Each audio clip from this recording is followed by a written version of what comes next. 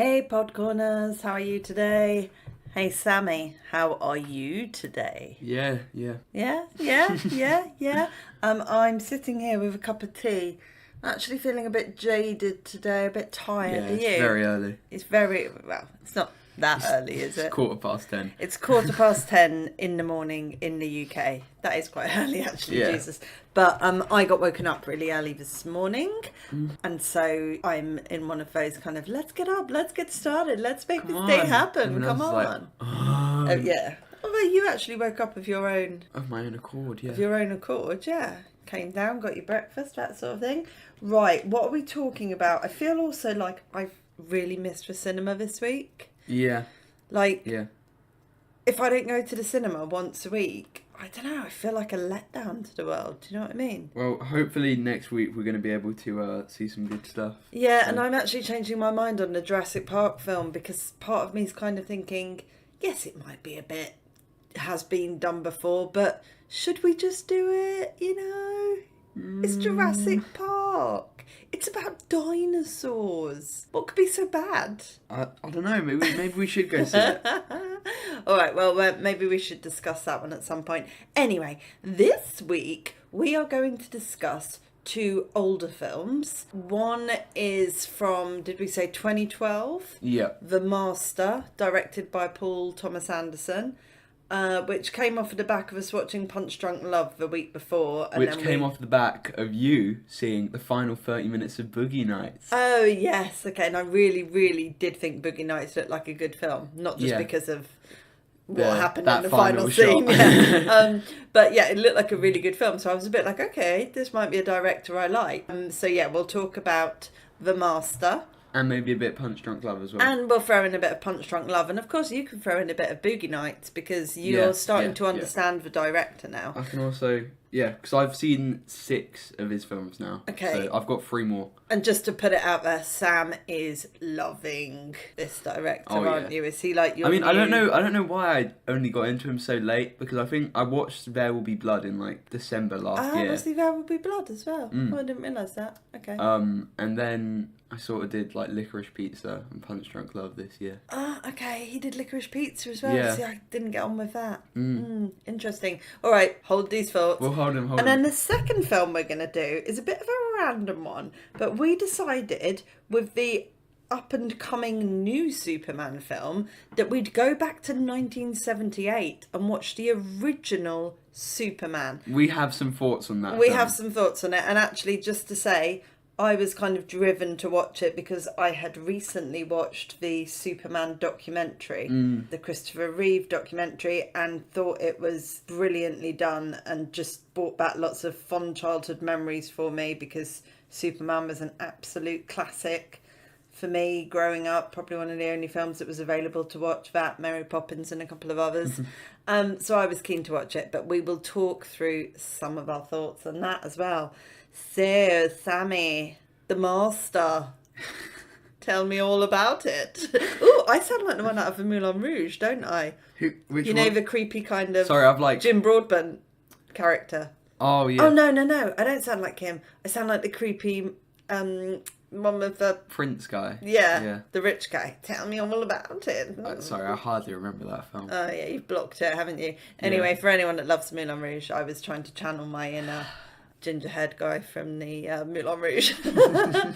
God, let's move on. The Master, Sammy. I would love to hear your synopsis of this film because bloody hell, it went over my head. Well, the synopsis for it, it's about a guy who comes back from war with like PTSD, and he meets this, he's like really not integrating back into society well at all, because of this like experiences that he's had in the war.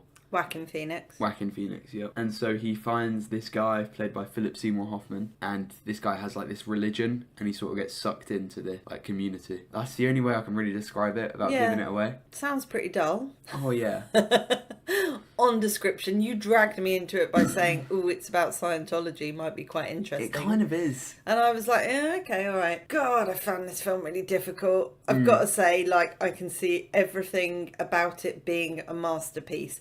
Like, it was some of the finest acting I've ever seen. Philip Seymour Hoffman, he's a brilliant actor anyway. Yeah. But he was immense in it. This was, what, 2 years before he died? I think so. Yeah. Was it one of his final roles? I mean, yeah, what an amazing performance. He was absolutely brilliant in it. Amy Adams was fantastic in it, quite creepy. Everyone was really good in it. And Joaquin Phoenix was great in it. He was so dislikable. I hated him right from the first scene when he was like being disgusting with the sand mermaid on the beach. I just hated him. And in fact, there wasn't a single character that I liked or gelled with in the whole film. Because I think that, like, Joaquin Phoenix in this, he's not a likeable guy, but I can sort of understand it, sort of, where it's like, he is meant to be this representation, like, the animalistic side of, like, humanity, whereas, like, Philip Seymour Hoffman's character is a lot more, like, civilized, you know? And, like, the whole thing of his cult is, like, removing these, like, but he was the dick in it as well, wasn't he, really? Yeah, but the whole thing is, like, he's just sort of, like, found a way to become more civilized. He's still, like, screams out and, like, has these, like, massive outbursts of rage. Like, you know, the prison scene? Yeah, but he's learned like, to control but it. But he just sort of controls it, yeah. Yeah, I can kind of see that. Let's talk through some kind of scenes in it. One, it's obvious that Joaquin Phoenix lost a huge amount of weight to do this film. And let's be honest, I don't think I've ever seen a film where I've liked him. He's not very nice good in at, Gladiator. I can't remember him in Walk the Line, to be fair. He's horrible in another film that we've watched him in recently. Joker, yeah. He's just so dislikable in it. And do you want to know what kind of annoys me about the film? You know, I've rated it a good film. I can see it's a good film. Yeah. So, but it's the same thing, and it might be a little bit of an issue with how the director works, but it just doesn't gel with me. Because I found it in Punch Drunk Love. The score and the music is so frantic in the background. Yeah. And it literally gives me a proper sensory overload. And you didn't find Moulin Rouge to be a bit sensory overload? No, isn't that weird? I found Moulin Rouge to be... Just like a little bit of unsettling background music. Yeah, exactly that. It's the unsettling background music. Yeah, it is. It's like, sort of like these like drums, and it's sort of like... It's all over the shop. Yeah. I just don't it's just like very it. quiet, and in the background, just sort of like slowly building up this suspense. It's not quiet, though. I really... Yeah, like when he was running around the beach at the beginning, it was like, and it was like, oh my god, just turn the music down a bit. I can see it for all of its beauty and that it is a good film. You know, it's a masterpiece. It's masterfully written. Some of the lines in it are fantastic, but it just didn't do it for me. And also, I've got to say, I probably found it about 30 minutes too long. I think if it had been a little bit shorter, by 30 minutes, for example, I could have just gone, wow, that was a beautifully crafted film. I kind of disagree with you on that. All right, go for it. Because I think beat me down. It being so long, it gives you so much more time to like think about what's happening when it has these sort of like longer drawn out moments.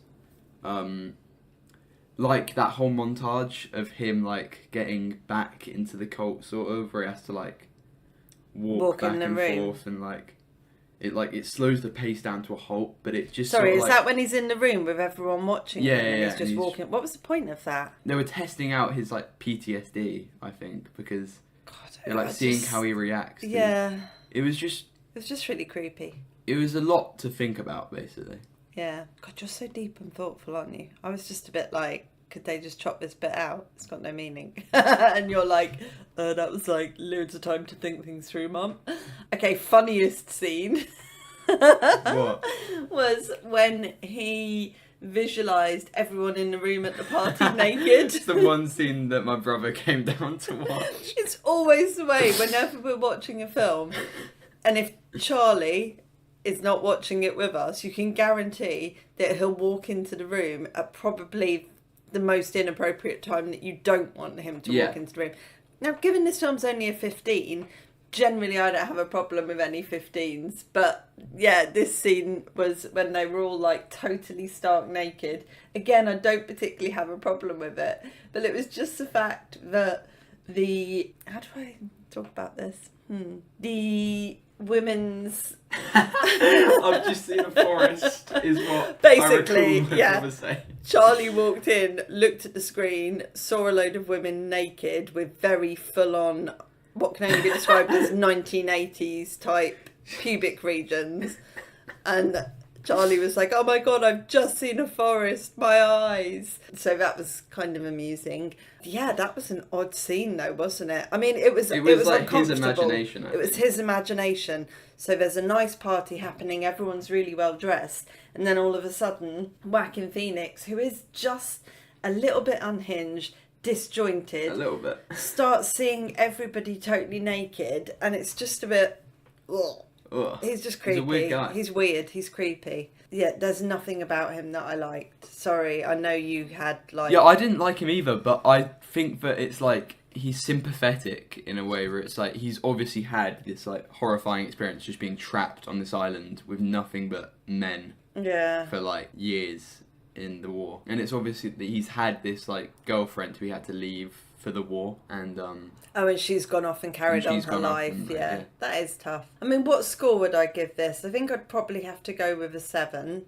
If I was appreciating it for its, mastery of scripting and stuff like that, I'd obviously give it a higher score, but just for me, on a personal level, I would probably give it a 7. Also, just worth adding in, I thought that some of the visual shots were amazing. Oh, yeah. Like, it kept going in on the sea, didn't it? Yeah, and it was just so blue. Yeah, it's like, so blue. Stunning. What would you give it? I'm going to be honest, this is like one of my top 10 favourite films of all time. Yeah. Like, just watching it, and it's like, over the past few days thinking about it, I'm like, yeah, it is kind of You want to go in for perfect. a second dipping, don't you? I do.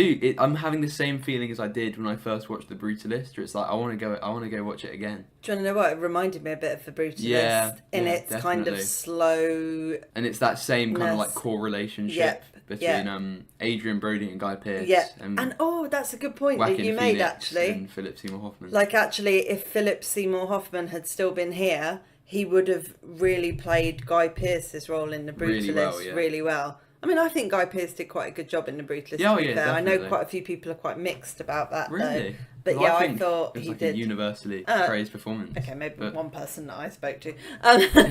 Yeah, I think Philip Seymour Hoffman would have done a great job of that role. But yeah, very similar films in their kind of pacing and broodiness, I would say. And kind of remind me of a film I watched years ago called is it The Machinist? Machinist or something? Christian Bale, I think you said. Christian Bale, yeah. I need to watch that. Have you watched that? No. Yeah, I think you'd probably like that, actually. I feel that's right up your street. All of those films, again, I've struggled with. I would say I preferred The Brutalist slightly to The Master. I got the story more, and I probably felt... I mean, Adrian Brody was genuinely a nicer guy in it than... Yeah. And you can, like, he's come from, like, the Holocaust and stuff. Yeah, I don't know why. I just kind of gelled a bit more with The Brutalist. Anyway, The Master. So... I'd give it a 10 out of 10. 10 out of 10. Like, it was just so good. And, like, Philip Seymour Hoffman in it, he's so charming. Like, I would have fallen for the religion, I think. Like, I would have, like, joined this cult. Yeah, some of his lines in it were amazing. If you're an intelligent person... then I would thoroughly recommend this film. If you're a dumbass, then... If you're a dumbass like me, maybe like stick with, Cheaper by the Dozen or... Mean Girls. Mean Girls or Legally Blonde.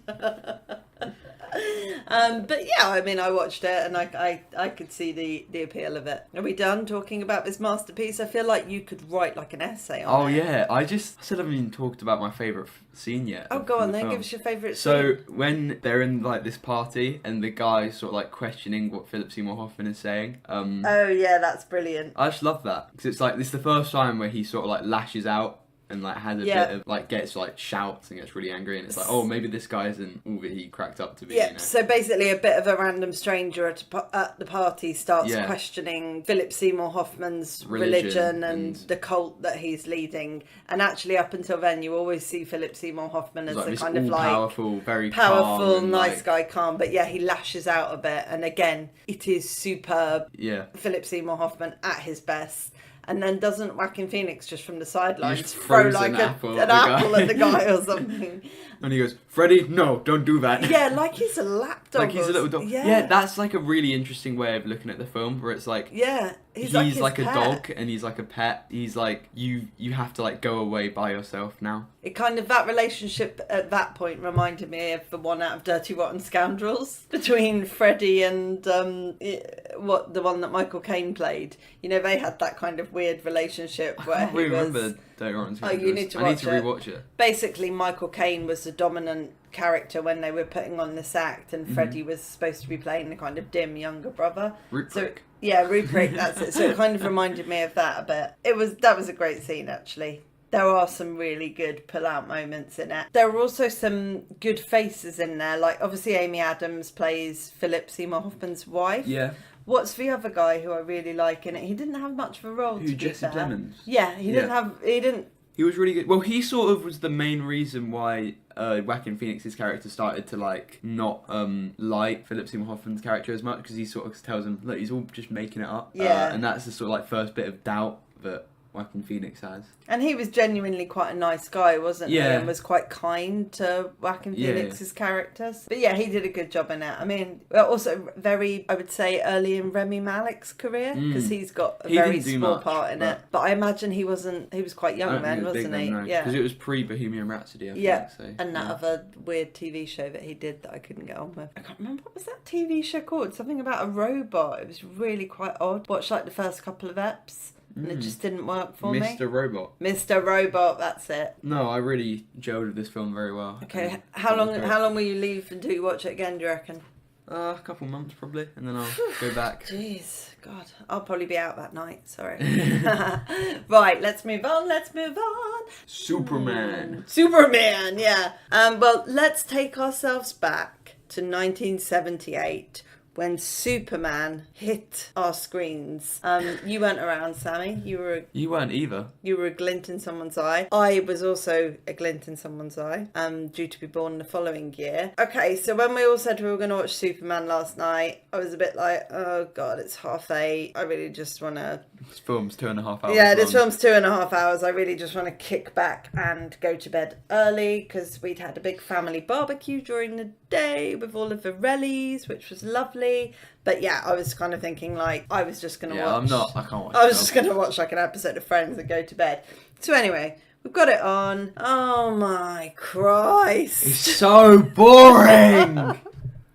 I had no idea. Genuinely. The conclusion I've come to is that maybe I watched Superman 2 and 3 when I was younger and they were a bit more commercialised and snappy. Yeah. Or my mum just used to fast forward through the whole first hour. And because I have really core memories of the final half hour, but all the stuff before, I don't. I mean, we don't need to give a synopsis of this film. Everyone knows it. It's literally Superman. It literally spends, I would say, the first 45 minutes to an hour, all in Smallville, like introducing how Clark came to be. And it is so dull. Yeah, nothing happens for the first 45 minutes. You could just cut it all out. And also, I have no idea why they insisted upon using a different actor, because that actor, like I read up on it this morning and they were like, oh, they chose to go with a younger actor to do his like teenage years. That actor looks about 40. I'm like, what? He doesn't look younger than Christopher Reeves. Yeah. What? It was Christopher Reeves, though. He is the best part of this film, I'd say. Oh, totally. Easily. Undeniably, and there is no way I'm going to slag him off. He is superb. He's just so funny. As an unknown actor at the time, coming into that role, he plays both Clark Kent and Superman phenomenally. And the switches between, like, there's great scene where Lois goes into the bedroom and he's like standing there talking to himself as Superman, and then she comes out and he literally flicks up his glasses and immediately goes into this geeky Clark Kent, and he does it just so perfectly. It's so funny as well, like his comedic timing and everything. It's just like great. He is fantastic in it. I know you were really excited because a top actor was in it for you. Oh, who? Gene Hackman. Gene Hackman. And Marlon Brando. So you were excited.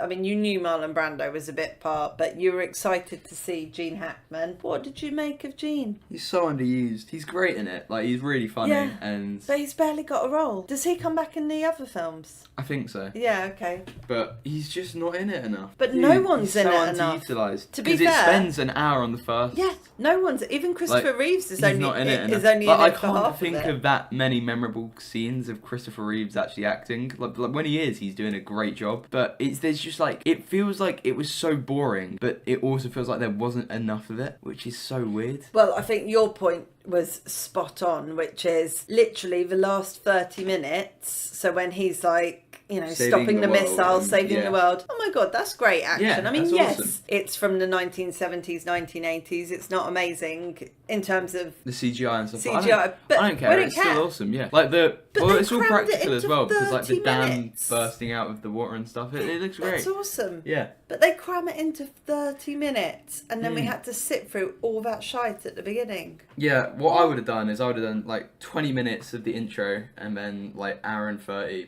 of actual, Christopher Reeves. superhero Yeah. action stuff. And then it would have felt a lot more. I mean, it pains me to think about this. We might have to watch Superman 2 and 3. And 4. Oh, God. I think when Richard Pryor comes into it, I've got some core memories of Richard Pryor being brilliant in it. Am I right in thinking Richard Pryor comes in at some point? I'm sure he does. I don't know who that is. He's quite a famous actor from the 80s and 90s. I'm pretty sure he comes into Superman 2 or 3, and actually I used to love him in it. Yeah. He's I mean, in the he was third one. he was a bit of a classic actor from those days anyway, so I was really disappointed. I'm with you. I was really looking forward to it and thinking that I was gonna like love it. I don't know. It just had a really weak script. It needed a lot more going on. But the score, I will say, is really, really good. Yeah.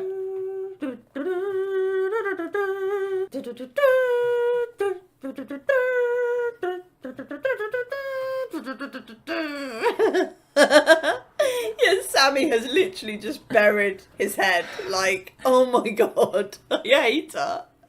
Sorry, I just had to get that out. Another thing that makes me laugh is that sometimes the Superman theme tune can turn into like Star Wars or Star Trek. Has anyone else ever found What was that? Star Trek?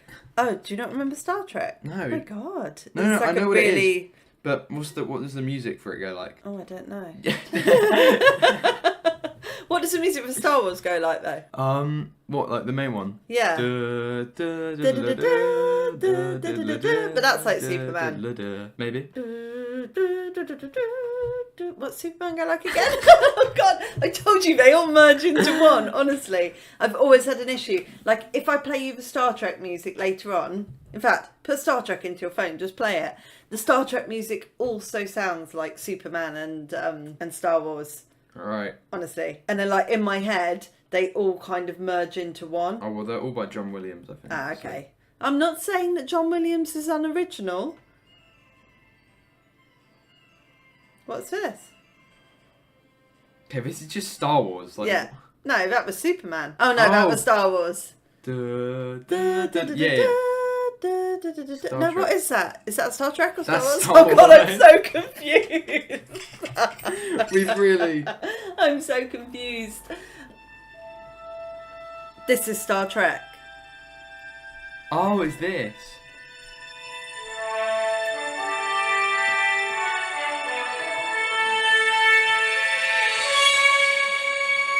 That sounds a bit like Superman, doesn't it? Not really. It sounds like it's going to launch into it. Anyway.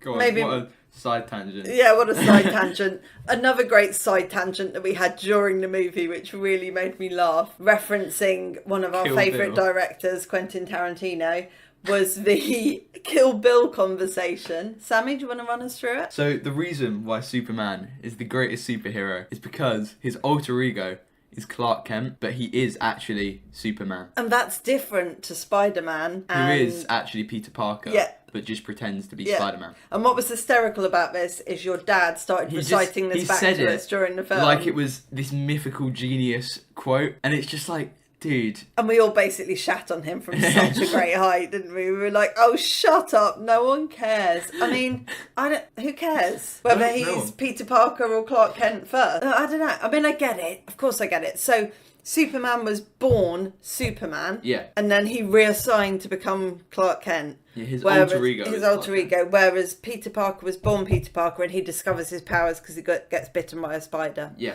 I mean, maybe it's a valid point. It is. But it's just, But I don't like, lie no awake one at cares. night thinking about it, yeah. Like, wow, that was just breathtaking. Wow, Dad, we really learned a lot from you there. Like, I love the way that you and Charlie both looked at him and were like, shut up. Such a pointless comment. But yeah, I thought that was quite cool. And it actually made me think about those little quirky conversations. Like, actually, that's great in Kill Bill, but it reminded me of the quirky conversations in Pulp Fiction around the foot massage and also the chicken royale. And I was thinking, those are some of the best conversations ever. Yeah, in film. so many people who I've made watch Pulp Fiction just like, oh my god, it was so boring.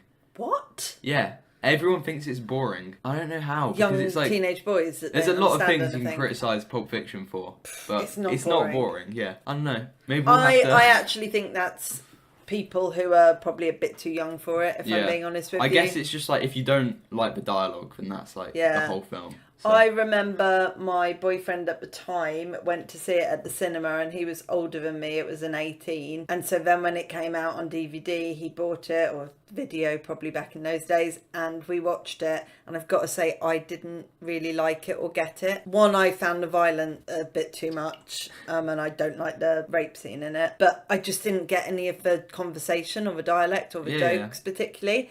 But then watching it like 5 or so years later, I was like, oh my God, this is amazing. And I'd watched a couple of other Tarantinos. So I just think you're talking to unsophisticated palates, unfortunately.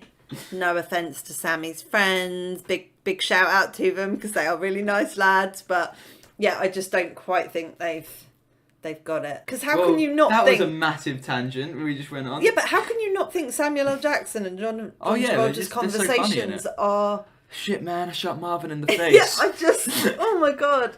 I just love everything about that film. Yeah. And now as an adult as well, and actually the first time I watched it with you, that wasn't your first time, was it? No, it was. Was it? Yeah. So, anyway, let's just have a quick talk about Pulp Fiction.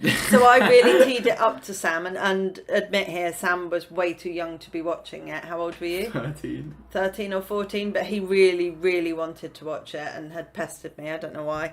So we decided to let him watch it, but I was really worried about the rape scene in it.